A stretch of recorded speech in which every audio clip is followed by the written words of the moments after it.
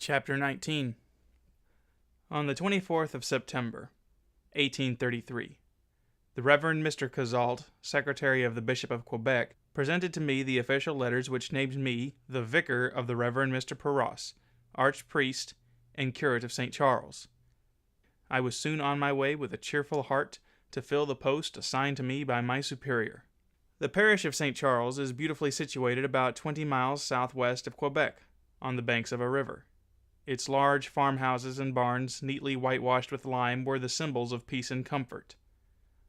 I had often heard of the Reverend Mr. Perros as one of the most learned, pious, and venerable priests of Canada.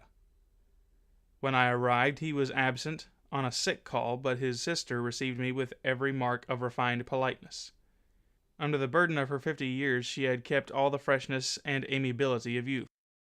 After a few words of welcome, she showed me my study and sleeping room. The two rooms were the perfection of neatness and comfort. I shut the doors, and fell on my knees to thank God and the Blessed Virgin for having given me such a home. 10 minutes later I came back to the large parlor, where I found Mrs. Perros waiting to offer me a glass of wine.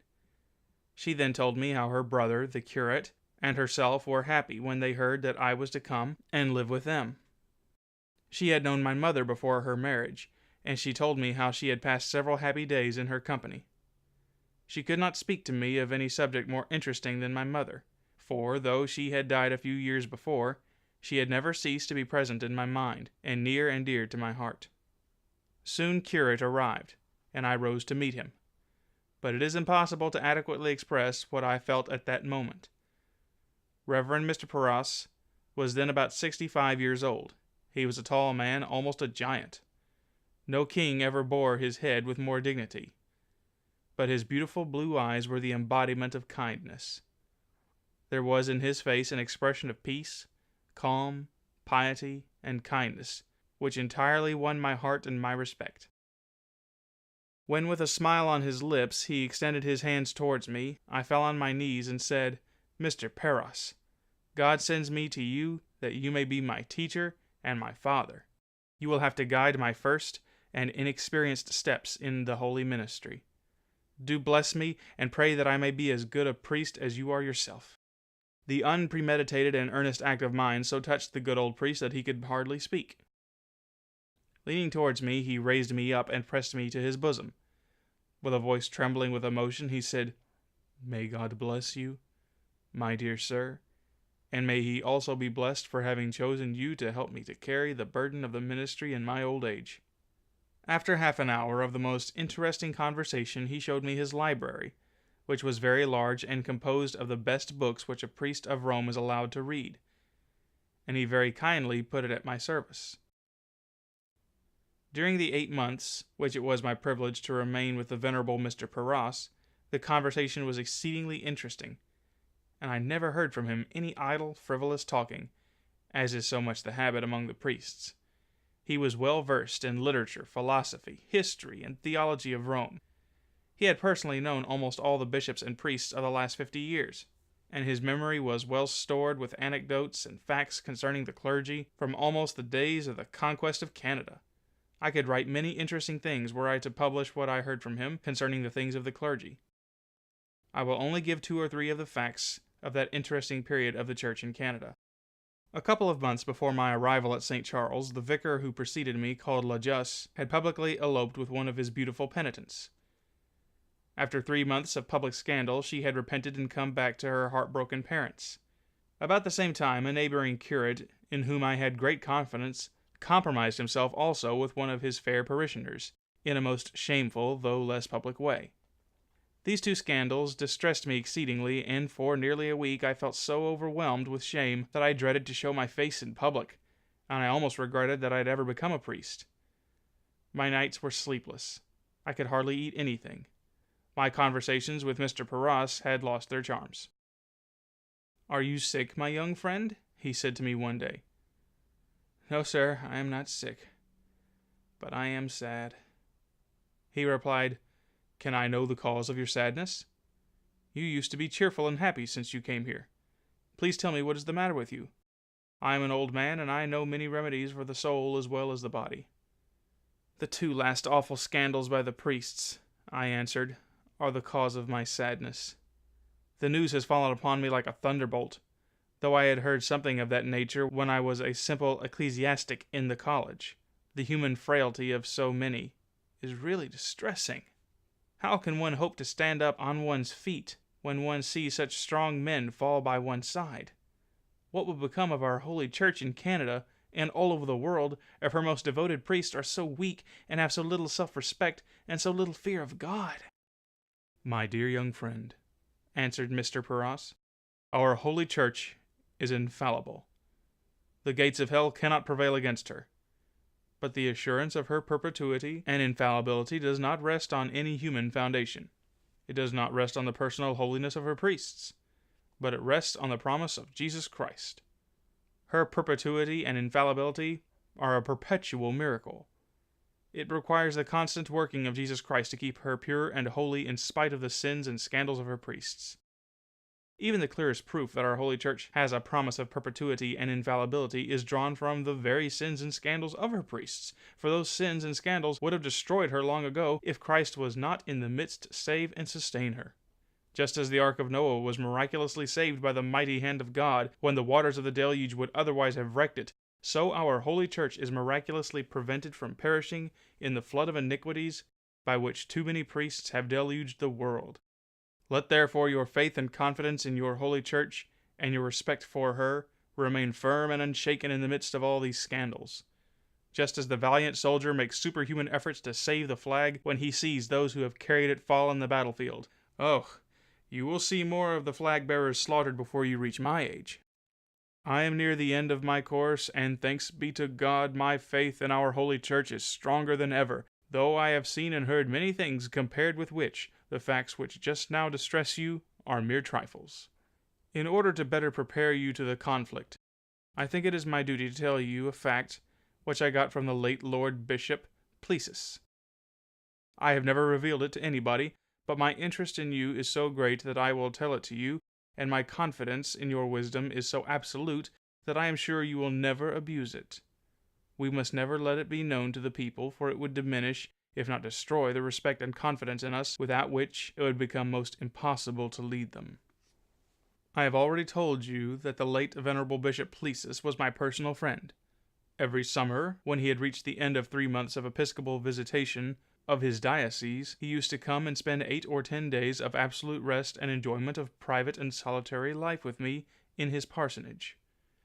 The 2 rooms you occupy were his, and he told me many times that the happiest days of his episcopal life were those passed in this solitude. One summer he came more worn out than ever, and I was almost frightened by the air of distress which covered his face. I supposed that this was due to his extreme fatigue, and I hoped that the next morning he would again be the most amiable and interesting of men. I was also completely worn out and slept soundly until 3 o'clock in the morning. I was then suddenly awakened by sobs and half-suppressed lamentations and prayers which were coming from the bishop's room. Without losing a moment, I went and knocked on the door, inquiring about the cause of these sobs. Evidently the poor bishop had not suspected that I could hear him. "Sobs, sobs," he answered. "What do you mean by that? Please, go back to your room and sleep. Do not trouble yourself about me. I am well." And he absolutely refused to open the door of his room. The remaining hours of the night, of course, were sleepless ones for me. The sobs of the bishop were more suppressed, but he could not prevent me from hearing them. The next morning his eyes were red, and his face showed that he had suffered intensely. After breakfast I said to him, "My lord, last night has been one of desolation to your lordship. For God's sake, and in the name of the sacred ties of friendship, please tell me the cause of your sorrow. It will become less the very moment you share it with your friend." The bishop answered me, "You are right when you think that I am under the burden of a great desolation, but its cause is of such a nature that I cannot reveal it even to you, my dear friend." In vain the rest of the day I did all that I could to persuade Monsieur Plessis to reveal the cause of his grief. His lordship that evening withdrew to his sleeping room sooner than usual, but sleep was out of the question for me that night, for his desolation seemed to be so great, I feared finding my dear friend dead in his bed the next morning. I watched him from the adjoining room from 10 o'clock until the next morning. I could see that his sorrow was still more intense that night.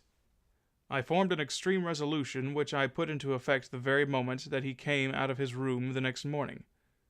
"My lord," said I thought till the night before last that you honored me with your friendship, but I see today that I was mistaken. You do not consider me as a friend, for if I were a friend worthy of your confidence, you would unburden your heart into mine. What is the use of friendship if it be not to help each other to carry the burdens of life? I find myself honored by your presence in my house so long as I considered myself as your own friend. Besides, it seems to me very probable that the terrible burden which you want to carry alone will kill you, and that very soon. I do not at all like the idea of finding you suddenly dead in my parsonage, and having the coroner making painful inquiries. Then my lord will not be offended if I respectfully request your lordship to find another lodging as soon as possible." My words fell upon the bishop like a thunderbolt. With a deep sigh, he looked on my face with his eyes rolling in tears, and said, "You are right, Paras. I ought never to have concealed my sorrow from such a friend as you have always been, but you are the only one to whom I can reveal it. No doubt your priestly and Christian heart will not be less broken than mine, but you will help me with your prayers and wise counsels to carry it. However, before I initiate you into such an awful mystery, we must pray." We then knelt down and said together a chaplet to invoke the power of the Virgin Mary, after which we recited a psalm. Then the bishop said, "You know that I have just finished the visit of my immense diocese of Quebec. I will not speak to you of the people. They are in general truly religious and faithful to the Church. But the priests, oh great God! Will I tell you what they are? My dear Paras, I would almost die with joy if God would tell me that I am mistaken. But alas, I am not mistaken. The sad, the terrible truth is, the priests, with the exception of you and 3 others, are infidels and atheists. Oh my God, what will become of the Church? What will become of the Church in the hands of such wicked men?" And covering his face with his hands, the bishop burst into tears, and for 1 hour could not say a word. I myself remained mute. At first I regretted having pressed the bishop to reveal such an unexpected mystery of iniquity. But after an hour of silence, almost unable to look each other in the face, I said, "My lord, what you have told me is surely the saddest thing I have ever heard. But allow me to tell you that your sorrow is out of limits." I led him to the library and opened the pages of the history of the Church, and showed him the names of more than 50 popes who had been atheists and infidels. I read to him the lives of Borgia, Alexander VI, and a dozen others who would surely and justly be hanged today by the executioner of Quebec were they in that city, committing 1/2 of the public crimes of adultery, murder, debauchery of every kind, which they committed in Rome, Avignon, Naples, etc. I clearly proved to him that his priests, though infidels and atheists, were angels of piety, modesty, and purity in religion, when compared with a Borgia, who publicly lived as a married man with his own daughter, and had a child by her. He agreed with me that several of the Alexanders, the Johns, the Piuses, and the Leos were sunk much deeper in the abyss of iniquity than his priests. My conclusion was that if our Church had been able to resist the deadly influence of such scandals during so many centuries in Europe, she would not be destroyed in Canada, even by the legion of atheists by whom she is served today. The bishop acknowledged my conclusion. He thanked me for preventing him from despairing of the future of our holy Church in Canada. The rest of the days which he spent with me, he was almost as cheerful and amiable as before. "Now, my dear young friend," added Mr. Paras, "I hope you will be as reasonable and logical in your religion as Bishop Plessis, who was probably the greatest man Canada has ever had.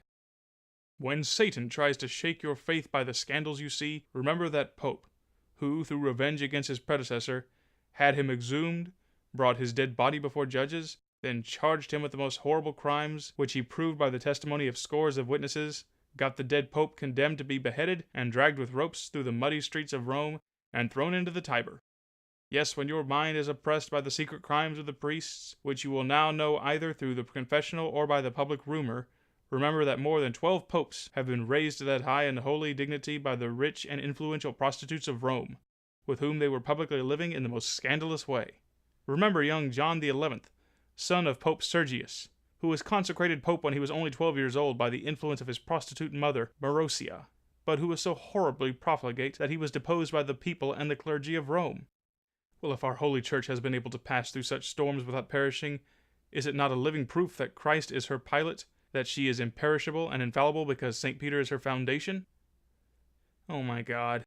Shall I confess what my thoughts were during that lecture of my curate which lasted more than an hour? Yes, I must say the truth. When the priest was exhibiting to me the unmentionable crimes of so many of our popes, a mysterious voice was repeating to the ears of my soul the dear Saviour's words, "A good tree cannot bring forth evil fruit, neither can a corrupt tree bring forth good fruit. Every tree that bringeth not good fruit is hewn down and cast into the fire. Wherefore by their fruits ye shall know them." In spite of myself, the voice of my conscience cried in thundering tones that a church whose head and members were so horribly corrupt could not by any means be the Church of Christ.